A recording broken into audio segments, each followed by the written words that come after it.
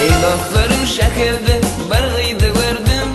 Ol gıydın ıydını divana oldum. Onun kara gözleri, şirin sözleri aklımı hayran etti şol peri gıydı. Onun kara gözleri, şirin sözleri aklımı hayran etti şol peri gıydı. Her gün barayım men senin yanına, otlu sanma lele menin canıma.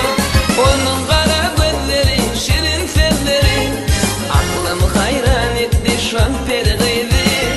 Onun kara gözleri, şirindir sözü aklımı hayran etti şol peri gıydı.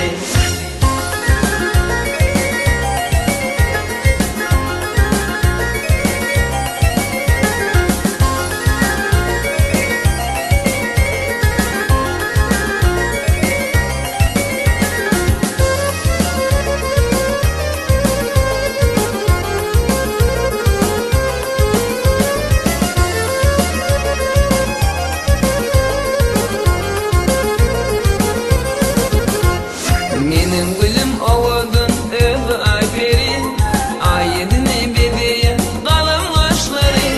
Onun gözü görkünün menin tezari aklım hayran etti şol peri gıydı. Onun gözü görkünün menin tezari aklım hayran etti şol peri gıydı. Her gün barayım men senin yanına, otlu sanma lele menin canıma. Onun kara gözleri, şirin sözleri aklımı hayran etti şol peri gıydı. Onun kara gözleri, şirin sözleri aklımı hayran etti şol peri gıydı.